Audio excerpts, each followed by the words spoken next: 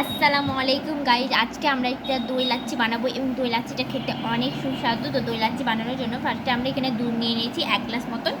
এবার আমরা এখানে চিনি নিব। তো চিনিটা আপনারা আপনাদের স্বাদ মতন নিতে পারেন।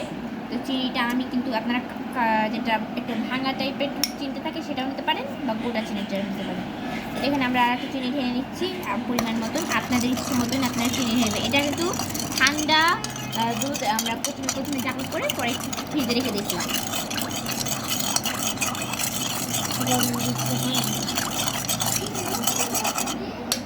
এটাকে একটু পরে নেন। তারপর এখানে আমরা টক দই, এটা টক দই, দেশি টক দই, আমি আলাউদ্দিন থেকে পছন্দ করি টক দই নেওয়াটা। এই টক দইটাও নিয়ে নিচ্ছি।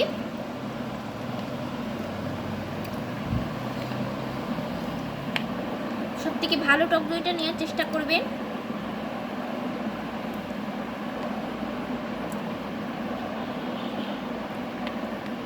টক দই কিন্তু আমাদের স্বাস্থ্যের জন্য অনেক উপকারী। এবার জাস্ট মিক্স করতে পালা।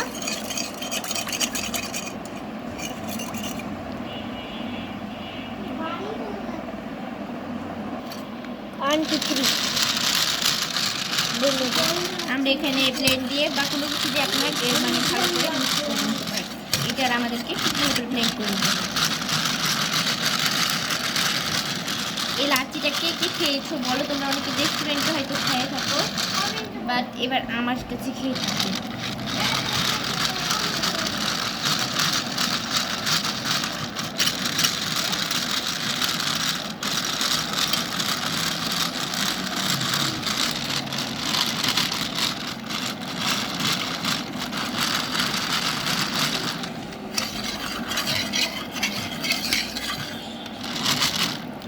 তারপরে এখানে আমরা একটা গুঁড়া দুধ ইউজ করছি।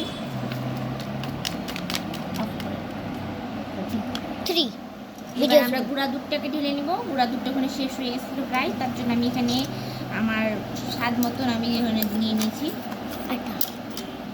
আটা বল। এবার আবার আমি ব্লেন্ড করে নেব। আমি যদি ব্লেন্ডে করছি না, এটা ছোটো তার নাম জানি এটা, যাতে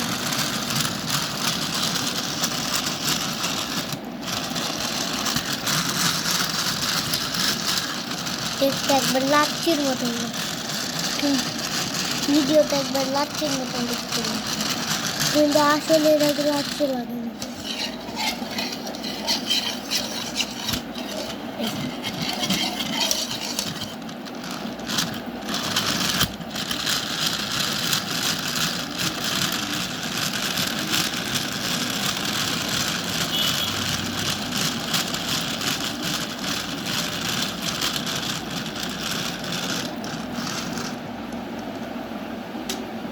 বন্ধু টক দইটা ঢেলে নিচ্ছি। ঢাল নিজে আর একটু আমি ঢাললাম, আমার মনে হচ্ছে এটা একটু কম লাগছে।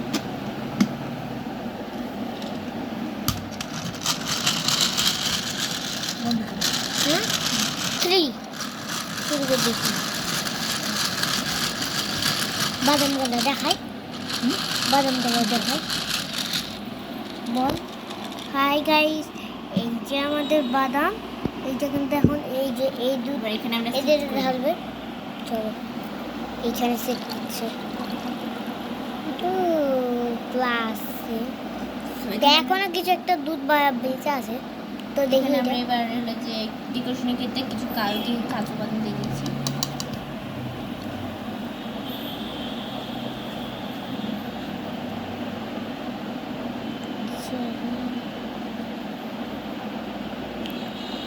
রে